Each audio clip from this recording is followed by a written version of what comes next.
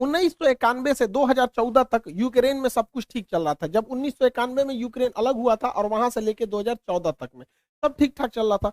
14 में क्या हुआ, यहाँ के एक जो राष्ट्रपति थे उनका नाम था पेट्रो यानुकोविच। ये जो थे ये रूस के समर्थक थे।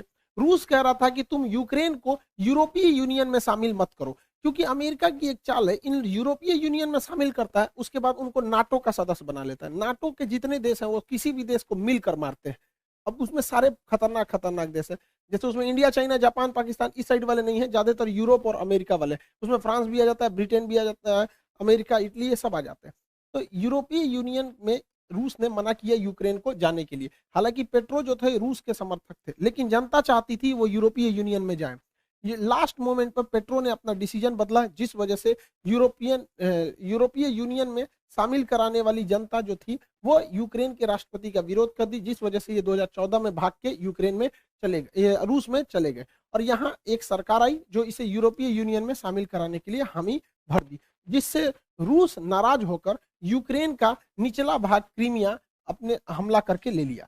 इससे फायदा क्या हुआ रूस को कि ये एजोव सागर पर कंप्लीट कब्जा हो गया रूस का, अपनी नौसेना से कब्जा कर लिया क्रीमिया का। क्रीमिया पर कब्जा जब हुआ 2014 में तो पूरी दुनिया देखते रह गई, किसी ने कुछ भी नहीं किया रूस के खिलाफ, और इस क्रीमिया द्वीप पर कब्जा हो गया। और नीचे जो काला सागर है, क्रीमिया के नीचे जो सागर है काला सागर, यहाँ पर इजिली रूस का वर्चस्व स्थापित हो गया। उस समय भी पश्चिमी देश रूस पर प्रतिबंध लगा रहे थे, और दुनिया के जो 8 शक्तिशाली अर्थव्यवस्था वाले देश हैं जिन्हें G8 कहा जाता है, नक्शा से देखेंगे तो आराम से याद हो जाएगा। बीच में 4 देश याद रखिएगा, ब्रिटेन, फ्रांस, जर्मनी, इटली, ये याद रहेंगे। Britain, France, Germany, Italy. Europe में यही 4 फेमस देश है, ब्रिटेन, फ्रांस, जर्मनी, इटली। 2 ऐसे हो, 4 ऐसे हो गया, 2 इधर से रूस, जापान, और 2 इधर से कनाडा और अमेरिका। कनाडा, अमेरिका, रूस, जापान, और बीच में जर्मनी, यहाँ पे इटली, ब्रिटेन, फ्रांस, ये 8 देश थे G8। इसमें से 2014 में रूस को बाहर निकाल दिया सब, तो G8 जो था वो बच गया G7। तो G8 अब नहीं रहा, क्रीमिया की वजह से ही, यूक्रेन की वजह से ही ये मामला अभी आपको समझ में आ रहा होगा कि ऐसा विवाद हो रहा है। ये चलते आ रहा है, 2014 से ही चलते आ रहा है। तो वो हो गया G7 हो गया, जिसमें से रूस को बाहर निकाल दिया। उसके बाद 2015 में मिन्स्क एग्रीमेंट साइन किया गया। इस एग्रीमेंट में यूक्रेन ने कहा कि भैया हम लोग अब लड़ाई झगड़ा नहीं करेंगे। यूक्रेन भी ध्यान रखेगा कि यूरोप तथा अमेरिका का प्रभाव यूरोप में बढ़ने न दे। लेकिन सब गड़बड़ कब हो गया, जब यूक्रेन ने 2017 में कहा कि वो नाटो ज्वाइन करना चाहता है। नाटो का फुल फॉर्म होता है नॉर्थ अटलांटिक ट्रीटी ऑर्गेनाइजेशन। इसका स्थापना 1949 में हुआ था। वर्तमान में इसमें 30 देश आ गए हैं, और ये 30 शक्तिशाली, कनाडा है, America, Britain, France, Italy, Germany, ये जितने खतरनाक देश है सब है। और ये मेनली रूस को काउंटर करने के लिए। और इस नाटो का आर्टिकल संख्या 5 कहता है कि नाटो के 30 देश किसी को मारे कोई दिक्कत नहीं है, लेकिन इन 30 में से किसी एक को अगर कोई दूसरा देश मारेगा तो 30 मिल के मारेंगे। अब बताइए, यूक्रेन अगर नाटो का सदस्य बन जाएगा तो नाटो के नियम के अनुसार जो भी नाटो का सदस्य है वहां किसी भी देश की सेना आपस में वहां जा सकती है। तो यूक्रेन जिस दिन नाटो का सदस्य बनेगा, अमेरिका की सेना यूक्रेन में भी आ सकती है।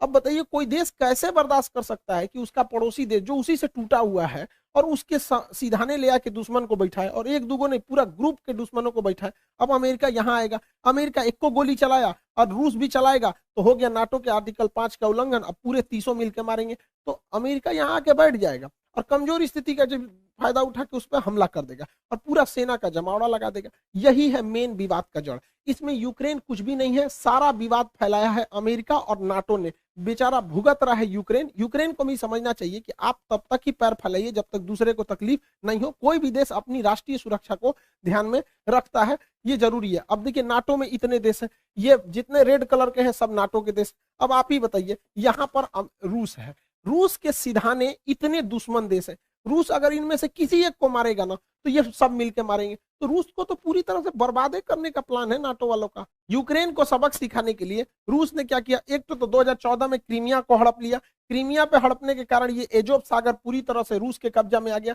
इसके बाद यहाँ डोनस तथा लुहांस, ये 2 शहरों को, 2 जगहों को विद्रोहियों को खड़ा किया और अपने सैनिकों को यहाँ भेज दिया। और वो सैनिक जो थे वो सादी वर्दी में थे और विद्रोह कर दिए, और कहें, और रूस ने इसको मान्यता दे दिया कि ये अलग देश है और इन अलग देश है, और यहाँ अपनी पूरी तरह सेना उतार दिया। इसमें पूरी तरह रूस की सेना आ गई, यहाँ रूस की सेना पहले से थी।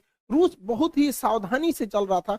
ये ऊपर का देश है बेलारूस, यहाँ रूस अपनी पूरी सेना भरे हुए हैं ताकि इधर से हमला करना होगा तो कर ही देगा। ये रूस है, इधर से हमला आराम से कर देगा। और यहाँ से तो रूस घुस ही चुका है, क्रीमिया में पहले से कब्जा किया था, ये नौसेना लगा के यहाँ से चल जाएगा, चौतरफा हमला कर देगा यूक्रेन के ऊपर रूस। यूक्रेन को ये समझना चाहिए, आने वाले खतरों को भापना चाहिए। दूसरे के दम पर आप किसी ऐसे आदमी से आप खतरा नहीं मोल सकते हैं। अब ये लोग क्या कर सकते हैं, तो ये अमेरिका कह रहा है कि प्रतिबंध लगाएंगे, नाटो का धमकी दे रहा है इसको। भैया नाटो का अगर सदस्य बन जाएगा यूक्रेन तब तो बवाल हो जाएगा वहां पर। यहाँ 2 एरिया जो है उस पर रूस ने स्वतंत्र देश घोषित कर दिया, लुहांस और डोनेट्स्क, इसे डोनबास रीजन भी कहा जाता है। अब इस पे इजीली रूस क्या करेगा, यहां से हमला कर देगा। अब आप कहेंगे यूएनओ ने क्यों कुछ नहीं किया, तो यूएनओ को अमेरिका ने खुद एक ऐसा कठपुतली बनाया है कि अमेरिका यूएनओ का यूज करके किसी भी देश पर हमला कर सकता है। आज उसी का फायदा रूस उठा लिया। कैसे उठाया समझिए ध्यान से। यूएनओ का एक नियम है आर्टिकल नंबर 7। आर्टिकल 7 कहता है कि कोई देश किसी दूसरे देश पर हमला नहीं कर सकता है, लेकिन अगर कोई देश से कोई छोटा सा राज्य टूटकर अलग होना चाहता है तो उसे स्वतंत्रता है, और अगर वह देश उस पर अत्याचार कर रहा है तो पड़ोसी उस पर मदद के लिए जा सकता है। नहीं समझे, अब समझिए कैसे होता है। ये रूस ने इन 2 देशों को मान्यता दे दिया कि ये अलग देश है, अलग देश है। और आर्टिकल 7 यूएनओ का कहता है कि किसी भी देश की मदद के लिए दूसरा देश आ सकता है। तो यहां पर स्वतंत्र देश की मान्यता दे दिया, यहां किसी को प्रधानमंत्री राष्ट्रपति बैठा दिया, और उसने लेटर लिख दिया किसको, रूस के राष्ट्रपति को, कि हमें सैन्य मदद दीजिए, और इसके सैन्य मदद के आधार पर इस पे हमला कर दिया यहाँ पर। और कह रहा है ये स्पेशल मिलिट्री ऑपरेशन है। युद्ध है नहीं, ये स्पेशल मिलिट्री ऑपरेशन है। यही तो किए थे अमेरिका ने अफगानिस्तान में, यही तो अमेरिका ने किया था इराक में, यही तो अमेरिका ने माली में किया, यही अमेरिका ने सीरिया में किया, यही अमेरिका ने लीबिया में किया, यही अमेरिका मिस्र में किया था, यही अमेरिका वियतनाम में किया था, यही अमेरिका कोरिया में किया था। तो जब अमेरिका करेगा तो गलत नहीं है, रूस कर दिया तो गलत है। यहाँ पर आर्टिकल 17 यूएनओ में कोई भी चीज बर्बाद, यूएनओ क्या कर पाएगा। एंटोनियो गुटेरेस फिलिस्तीन पिटाता है, क्या कर लेते हैं, कुछ नहीं। कश्मीर का मुद्दा आज तक अटका हुआ है, क्या कर लिया इन लोगों ने। तालिबानी जब अफगानिस्तान में आतंक मचा रहे थे, क्या कर लिया इन लोगों ने। ये कुछ भी नहीं है, यूएनओ मतलब कुछ नहीं, तमाशा है। अमेरिकी खुफिया एजेंसी सीआईए कह रही थी कि 16 फरवरी को सुबह 5 बजे रूस यूक्रेन पर हमला कर देगा। बैल है ये रूस, जब तो बता के हमला करेगा। उस दिन हमला करना भी रहता तो नहीं करता, पहले से पता। तो रूस ने क्या किया, उस दिन पीछे हट गया। पीछे भाई, समुद्र की लहरें अगर पीछे हटती हैं तो सुनामी की पहचान होती है। गधों को लगता है कि पीछे जा रहा है वहां पे। देखिए इसमें क्या था कि चीन का रूस से काफी अच्छा संबंध है। रूस चीन के बुलावे पे गया था वहां ओलंपिक के उद्घाटन पे, और जाते ये कह दिया कि ताइवान चीन का भाग है। तो सोच सकते हैं रूस और चाइना में कितना अच्छा संबंध है। रूस से चाइना ने कहा था कि ओलंपिक हो जाने दो, विंटर ओलंपिक। तो बीजिंग विंटर ओलंपिक 20 फरवरी को खत्म हो गया, इस दिन लास्ट हो गया। और 21 फरवरी को व्लादिमीर पुतिन ने यूक्रेन में 2 स्वतंत्र देशों की घोषणा कर दी। अब समझिए ये स्वतंत्र देश की घोषणा क्यों की गई है, ताकि यूएनओ का आर्टिकल 7 का प्रयोग किया जा सके। और 23 तारीख को उन स्वतंत्र देशों ने लेटर लिख दिया पुतिन को कि हमें सेना की मदद किया जाए। और 23 तारीख को पुतिन ने क्या कर दिया, सेना से हमला कर दिया। ये युद्ध है ही नहीं, स्पेशल मिलिट्री ऑपरेशन है। किसके वजह से, यूएनओ के आर्टिकल 7 की वजह से। इस हिसाब से हम लोग भी पाकिस्तान में हमला कर सकते हैं। किस तरह से, वहां पर जो बलूचिस्तान है वहां के लोग अगर लिख के दे देते हैं कि हमारी मदद कीजिए, तो हम लोग भी मार सकते हैं। आज यूएनओ क्या कहता है, जिसकी लाठी उसकी भैंस। इसी हिसाब से यूएनओ चल रहा है यहाँ पर। अब इसके बाद हमला यहाँ पर तेज कर दिया गया, रूस ने इसके ऊपर हमला कर दिया यूक्रेन पर। हालांकि जब यूएसएसआर का हिस्सा था तो यूक्रेन का काफी विकास किया था रूस ने। आप देखिए कैसे, ये है आपका यूक्रेन का काफी विकास किया था। जितने भी उस समय के जहाज बनते थे MiG-21, आज भी MiG-21 यूक्रेन में ही बनता है। जितने पानी वाली जहाजें रूस के यूएसएसआर के समय बनी, सब यूक्रेन में। यूक्रेन के लोग आज इसको बनाना भूल गए हैं। हाल ये हो गया है, जब यूक्रेन पर युद्ध के बादल मंडरा रहे थे तो यूक्रेन के इंजीनियर जहाजें बनाना भूल गए थे। तुर्की को बोले कि हमारे लिए जहाज बना दो। तो ये तो यूक्रेन की गलती है। यूक्रेन में काफी विकास किया था। यूक्रेन में ही प्रीपेड शहर बसाया गया था, जहां चेर्नोबिल दुर्घटना हो गया था 1986 में, परमाणु दुर्घटना। उसकी राजधानी कीव के पास है। तो यूक्रेन में कोई भी देश इतना ज्यादा लगाव रखेगा और वो देश दूसरे देश को कहेगा कि नाटो सेना यहाँ लगाओ, तो भड़कबे करेगा। यूक्रेन में आज भी 30% लोग रसियन भाषा बोलते हैं। पूर्वी यूक्रेन के लोग तो इजीली मान लेंगे कि वो रसिया के हैं, और रसिया इसको छोड़ेगा भी नहीं यहाँ पर, क्योंकि कोई भी देश अपनी सुरक्षा को सर्वोपरि रखता है। यूक्रेन जो है आज भी जो सेना के हथियार बनते थे, टैंक वगैरह, वो रूस यूक्रेन में बनाता था, क्योंकि वो चाहता था कि 15 देश खुल के रखे। आज भी पाकिस्तान के टैंक जो है वो यूक्रेन के ही बने हुए हैं। यूक्रेन जब 1991 में यूक्रेन और 15 देश से टूटे थे यूएसएसआर से, तो यूक्रेन के पास लगभग 200 परमाणु बम थे। 1996 में एनपीटी के समझौते के तहत यूक्रेन ने अपना 200 परमाणु बम वापस दे दिया, किसको? रूस को दे दिया। अगर ये परमाणु बम नहीं दिया रहता ना, तो ये मामला कुछ और रहता, समझ गए? तो ये परमाणु बम कितने शक्तिशाली है, कोई भी परमाणु संपन्न देश पर हमला नहीं करता है। सारा मामला 2014 से गड़बड़ाया था, जब नाटो और यूरोपीय यूनियन ने एंट्री किया था। देखिए, रूस की अर्थव्यवस्था का मेन स्रोत जो है वो गैस और पेट्रोलियम है। वो गैस की सप्लाई करता है। अब गैस सप्लाई पाइपलाइन से होती है, छोटे छोटे सिलेंडरों में नहीं होती है, और वो पाइपलाइन यूक्रेन के होते हुए यूरोप में जाती है। इससे अब क्या है कि देखिए, ये यूक्रेन का नक्शा, इसमें इतनी सारे पाइपलाइन जा रही हैं। अब यूक्रेन ने 2014 में नाटो के दबाव में आके कहा कि तुम अगर इधर से पाइपलाइन ले जाओगे तो हमको सालाना 33 बिलियन डॉलर पैसा दो।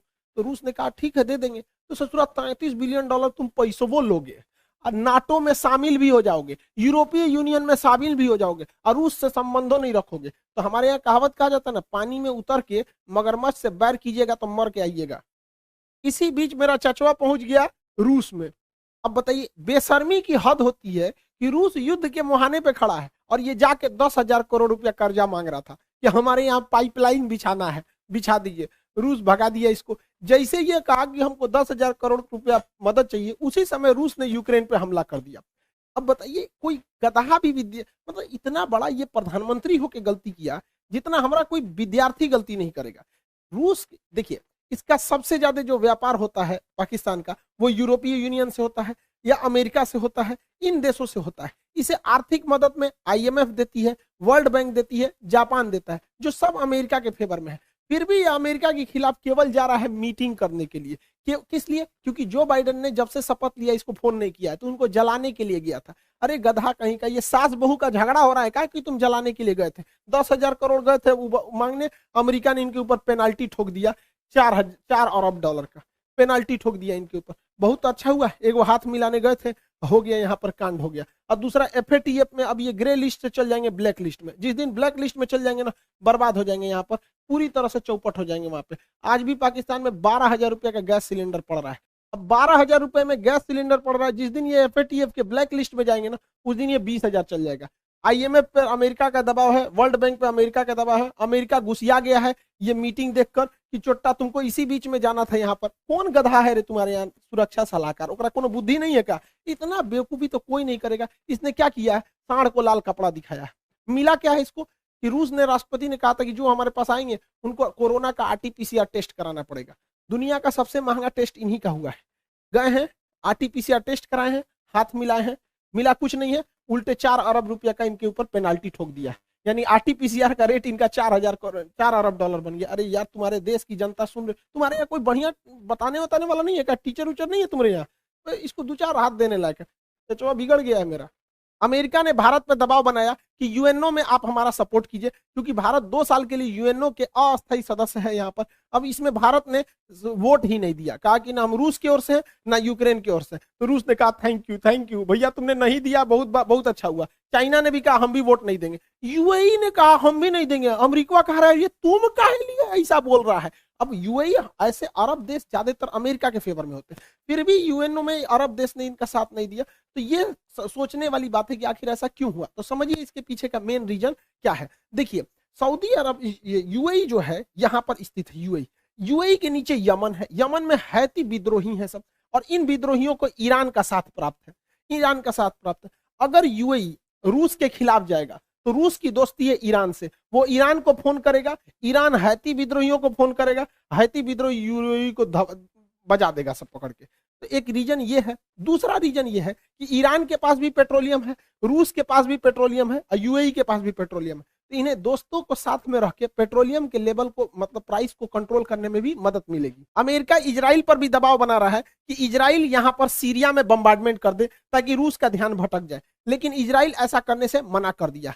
क्यों? क्योंकि सीरिया में S-400 मिसाइल सिस्टम तैनात है, और यहां से अगर इजराइल को आगे बढ़ना होता है तो रूस से परमिशन लेना होता है। और अगर रूस से दुश्मनी लेगा इजराइल अमेरिका के चक्कर में आके, तो रूस इनका भी उपाय कर देगा। सीरिया के बगल में है लेबनान, लेबनान में हिजबुल्लाह नामक आतंकवादी संगठन है, अब इजराइल की दुश्मनी है ईरान से।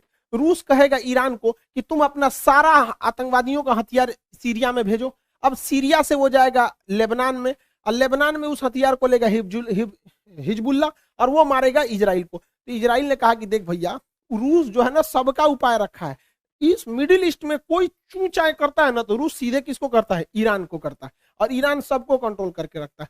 हालांकि यूक्रेन के जो प्रेसिडेंट है जेलेंस्की, वो भी ज्यूज यानी यहूदी हैं, और इजराइल भी यहूदी है। अब यहूद ये उसका मदद नहीं कर रहा, क्योंकि भैया देश सर्वोपरि होता है, अपने देश को काहे लिए हम रिस्क में डालेंगे, हर देश में यहाँ पे। अब ये यूक्रेन का बड़बोलापन था जो ईयू तक तो सीमित था, लेकिन नाटो में गए, अब लड़िए यहाँ पर। अब यूक्रेन को तो छोड़ेगा नहीं रूस, जो फाइनल है। अब वहाँ के लोगों को सफर करना पड़ता है, वहाँ के लोग काफी बहादुरी से लड़ रहे हैं। हम उनके लोगों की भावना इज्जत करते हैं, उनकी भावनाओं का, उनके सैनिकों को सल्यूट करते हैं जो इतनी बहादुरी से लड़े वहां पर, आखिरी सांस तक उनके सैनिक लड़े। वहां पे जो आम नागरिक है वो भी अपने देश के लिए लड़ रहा है ये, और जो बेचारे बूढ़े हैं, बच्चे हैं, वो मेट्रो में या कहीं शेल्टर होम में जाके रह रहे हैं। लेकिन देश के नागरिकों को भी सोचना चाहिए, किसी देश को इतना टॉर्चर मत करो। रूस को अपनी सुरक्षा चिंताओं को ध्यान में रखना पड़ेगा। हमको बड़ा कड़ा शब्द में बोलना पड़ता है, लेकिन ये बात जरूर है कि अगर यूक्रेन आज आंसू नहीं बहाएगा तो कल यूक्रेन की वजह से रूस को खून के आंसू बहाने पड़ेंगे, क्योंकि नाटो धीरे धीरे पैर पसार रहा है। 15 देशों को तोड़ दिया नाटो ने, और उसके बाद उन 15 देशों में से सारे देशों को अपने में मिलाते आ रहा है। नाटो की जरूरत क्या है, आप 15-30 देश मिलके किसी को मारेंगे यहाँ पर। तो यूक्रेन के लोगों को इसका खामियाजा भुगतना पड़ेगा। लेकिन क्या होता है कि देश, हर इंसान को अपना देश प्यारा होता है। देश तो बहुत बड़ी चीज होती है। इंसान जिस कमरे में सोता है, बेड के जिस कोने पे सोता है, इंसान को वही कोना पसंद आता है। आप भी अपने कमरे में बेड पे किसी खास कोना पे सोते होंगे, आपको वही नींद आएगा। हर इंसान की मेंटेलिटी होती है। लेकिन ये सोचना चाहिए कि हमारी देश की नीतियां कहाँ सही जा रही हैं। कई बार हमें कड़वे घोंट पीने पड़ते हैं, तो ये चीजें होती है। कई बार देश को ऐसा लगता है कि नहीं अभी हमला कर देना चाहिए, लेकिन उसको सोच समझ के करना चाहिए। हमारे ऊपर भी हमले हुए थे, 26/11 जब ताज होटल पे हमला हुआ था, हम लोग भी चाहते थे पाकिस्तान पे हमला कर देते। पुलवामा हुआ था, संसद पर हमला हुआ था, कारगिल पर हुआ था, हम लोग भी चाहते तो इस्लामाबाद पे घुस जाते। लेकिन उस वजह से हमारी देश की अर्थव्यवस्था नहीं बढ़ी। अब क्या है, धीरे धीरे हमारी अर्थव्यवस्था बढ़ रही है, धीरे धीरे पाकिस्तान खुद ही बर्बाद हो जाएगा। तो ये यूक्रेन के लोगों को सोचना चाहिए कि ऐसा ऐसा ना करे कि रूस जैसे देश से, इतने बड़े देश से दुश्मनी ले ले। अभी रूस का पूरा फुल प्लान क्या है, वो वायुसेना से भी हमला कर रहा है, थल सेना से भी कर रहा है, नौसेना से भी कर रहा है। वो चारों ओर से घेर चुका है यूक्रेन को, और कोई मदद के लिए नहीं आया। ये दुनिया के लिए भी एक लेसन है कि जब तक अपने पैर पर नहीं खड़े रहेंगे तब तक कोई मदद करने के लिए नहीं आएगा। कोई आएगा कैसे मदद करने के लिए आपके ऊपर? आपकी खुद की परछाई भी ना अंधेरे में आपका साथ छोड़ देती है, तो दूसरे से क्या उम्मीद कर रहे हैं? मुसीबत पड़ने पर हर इंसान साथ छोड़ देती है, जब अंधेरे में परछाई ने छोड़ दिया तो। व्लादिमीर पुतिन का सीधा सा डिमांड है कि रूस, ये यूक्रेन और नाटो लिखित दे कि वो कभी भी यूक्रेन को नाटो में शामिल नहीं करेंगे। रूस का दूसरा डिमांड है कि जो एस्टोनिया, लातविया, लिथुआनिया, जो एकदम इसकी राजधानी के पास नाटो सेना आके बैठी हुई है, इन्हें वापस विड्रॉल करें। अमेरिका ने यूरोप में जो परमाणु बम रखे हैं, इसे वापस ले जाए। ये व्लादिमीर पुतिन का है। हालांकि पुतिन का आंतरिक विरोध भी हो रहा है देश में, लेकिन इसे दबाने के लिए पुतिन काफी बेहतरीन ढंग से वेल ट्रेंड है। पुतिन का पूरा प्लान क्या है, वो यूक्रेन को इस एरिया से काट देंगे। इस एरिया से काट दिए, वो ऑलरेडी काट चुके हैं, इसमें तो कुछ सोचना ही नहीं। क्रीमिया में वही काट चुके हैं। अब ये है एक देश है जिसका नाम है मोल्डोवा। व्लादिमीर पुतिन क्या किए, बहुत पहले से प्लानिंग के तहत मोल्डोवा के इस क्षेत्र को विद्रोहियों द्वारा आजाद करा दिए हैं। इधर विद्रोही क्षेत्र है, ट्रांसनिस्ट्रिया नामक इस देश को बना दिए हैं यहाँ पर। अब उनका फुल प्लान है कि यहां से यहां ये एरिया को काट देंगे यूक्रेन का, जिससे यूक्रेन धीरे धीरे एक लैंड लॉक कंट्री हो जाएगा, और ये पूरी तरह से लैंड लॉक हो जाएगा। नीचे से कोई मतलब ही नहीं बनेगा यहाँ पे, ताकि इसकी नौसेना इधर, अक्सर नाटो की नौसेना इधर आ जाती थी। अब इनको खामियाजा भुगतना पड़ेगा। क्यू में उसकी सेना घुस चुकी है, रूस की सेना चारों ओर से घुस चुकी है। अब ये वेट एंड वॉच करेंगे लोग, जल्दी से जल्दी जेलेंस्की जो है वहां पे वो सरेंडर कर दे। और रूस की सेना बहुत शक्तिशाली है, कई देश मदद के लिए आए हैं, लेकिन इससे बहुत कुछ नहीं हो पाएगा। लेकिन रूस के लिए भी है, जितने देर होगा युद्ध में उतने रूस के लिए समस्याएं बढ़ेंगी, उसके ऊपर सैंक्शन जो है वो और ज्यादा लगते हैं।